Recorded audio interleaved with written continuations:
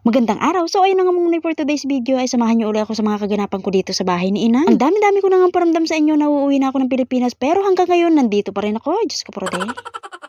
Inaantay pa kasi namin yung papalit sa akin at wala pa akong balita ngayon kasi ayoko naman magtanong kay Inang at baka mamaya marindi sa akin lalo akong hindi makauwi. Siguro ibang lahi ang kukunin nila kasi wala nga daw nakatambay ngayon sa agency, yun ang sabi sa akin ni Inang. At hindi pa nga talaga sila makakakuha ng bago kasi hanggang ngayon sarado pa rin ang Pilipinas para sa mga baguhan. Ang lulupit nyo ba naman? Ayan pati tuloy mga good employer na dadamay. Ewan ko ba kung saan tadyang kayo hinugot ng mga nanay nyo.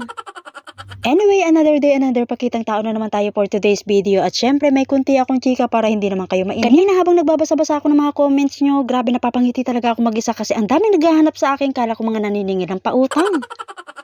At yung iba nagtatanong, bakit daw ang dalang ko na mag-upload? Nasaan na daw ba ako? Nandito na naman ako mga manay. Pag wala akong upload, ibig sabihin no, nabugbog na naman ako sa trabaho kaya ayun, nakatulog. Inayos ko nga pala tong kortina kasi kagabi nakita kong hindi maayos yung pagkakalagay ng hook sa ring at nalaglag pa nga yung isa. Kaya eto, inakyat ko na muna at nandito na nga rin lang naman kaya nilinis ko na nga rin tong ibabaw ng cabinet ng mga alaga ko. At may mga nakuha pa nga ako mga basura at mga laruan. Na alam ko naman na si Bunso ang salarin kasi siya lang naman kasi ang gagawa nito kaya alam na. May kataasan nga pala tong cabinet ng mga alaga ko kaya kailangan ko talagang gumamit ng hagdanan para malinis ko lahat. Pinunasan ko na nga rin tong salamin kasi ang dami-dami ko na namang nakikitang bakas ng kahapon. At ewan ko nga ba dito sa mga alaga ko bakit lagi nila tong hinahawakan pag nananalamin. At minsan niya hinahalikan pa to ni Bunso kaya ayun bumabaka talagang labi niya. At pagkatapos ko nga malinisan ng labas, syempre yung loob naman kasi pangit naman kung ang labas lang ang malinis, dapat pati loob maayos din. Parang tao lang kasi yan mga manay, dapat yung beauty inside and out, ganun. Bumili nga pala ulit si Inang ng hanger para sa damit ng mga alaga ko kaya nilipat ko na para pare-pareho. May mga nalilikaw kasi dito mga hanger na gawa sa alambre yung galing sa laundry shop. Madami na nga akong naiipon nun kaya pwede ko nang iuwi sa Pilipinas kasi pinapatapon lang naman to ni Inang. Alam nyo naman tayo mga Pinoy, basta pwede pang pakinabangan, hindi yan basta-basta tinatapon. At himala nga hindi masyado magulong damitan nila ngayon. Kadalasan kasi tuwing umaga pa nagbubukas ako dito para lagi may mga nag-aaway na aso't pusa sa loob.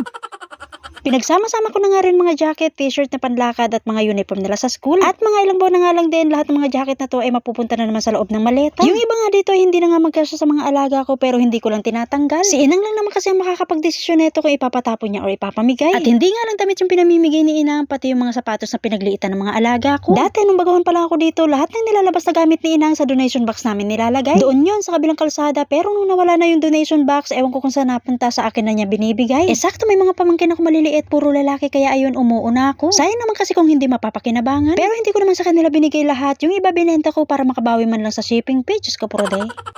Sa katunayan, may isang box ako dito na ipapakargo para ipamigay sa mga batang 0 to 3 years old na lalaki. Pero may papadala ko lang yun sa mga mapipili pag nakauwi na ako ng Pilipinas. Gusto ko kasi ako yung mag-aasikaso kasi hindi pa yung nakabukod-bukod. Basta ko lang kasi pinagsama-sama sa isang box at syempre kailangan ko din ng pangalan at address nyo. Pero yung sa mga malalapit sa akin kahit hindi na, sambutin nyo na lang pag napadaan ako sa bahay nyo.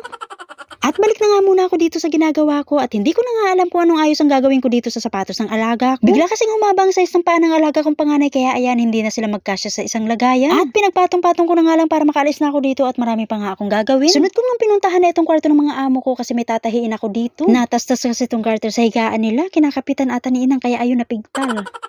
Maaga pa naman kaya naisisingit ko ang mga ganitong gawain tsaka mag-isa na naman ako dito sa bahay. At para hindi mainip, naghahanap talaga ako ng pwede kong gawin at minsan nga nagpapatugtog pa ako habang nagtatrabaho. Pero pag nandiyan ang mga amo ko, syempre hindi ko yung ginagawa. Tahimik lang ako yung tipong hindi makabasag ng pinggan sa sobrang bait. May mga bagay kasi talaga tayong nakasanayang gawin nung nandun pa tayo sa Pinas na hindi natin pwedeng gawin ng basta-basta dito sa ibang bansa. Lalo pat iba ang lahi nila, Diyos ko por di mapriso ka.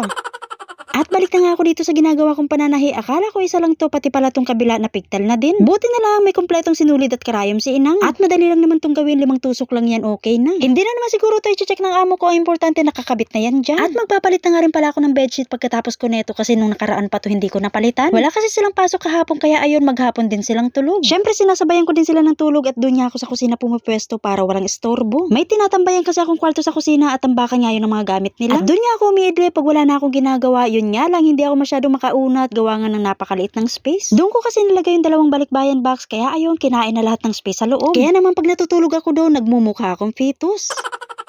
At eto na nga nakapagpalit na nga ako ng bedsheet at nakakaramdam na nga rin ako ng gutom ng mga oras na yan. Nagkape nga lang pala ako kanina kaya naman pala kumakalam ng sikmura ko. At dahil nga nakalabas to tong vacuum, kailangan ko munang tapusin itong mga ginagawa ko bago ako kumain. Kumakapal na naman kasi mga alikabok dito sa gilid ng mga pintuan, gawa nga ng malapit to sa dryer. Dito sa abroad, wala tayong ibang gagawin kundi maglinis na maglinis araw-araw. Kahit naman sa Pilipinas, ganito din naman ang ginagawa natin. Yun nga lang ang pagkakaiba, wala tayong sahod doon. At lagi ko nga din sinasabi na itong pag-a-abroad natin ay pansamantala lang. Makapagpatayo lang tayo ng sariling bahay, abay okay na yun. Kaso nga lang yung unang kontrata, hindi pala yun sapat para makapagpatayo ng bahay. Sa mahal ng mga materyales ngayon, kaya ito inabot na ako ng 7 years, pero hindi ako papayag na dito ako mag-menopause, sayang ang matres kung may expired lang. Diyos ko po, at lalo na hindi naman lahat ng sinasahod natin dito ay napupunta talaga sa pagpapagawa ng bahay. Andiyan na nga yung budget nila sa isang buwan, allowance sa school, pambayad sa kuryente, at buti na lang sa probinsya kung nakapagpatayo ng bahay, libre ang tubig doon, kaya ayun, laking tulong na nga din. At mapapatulala ka na nga lang talaga habang nagkakape kasi malayo pang sahuran pero ubos na lahat sa utak mo. O siya mga manay, hanggang dito na lang muna. Salamat po lagi sa panonood nyo. See you po sa next video. Bye!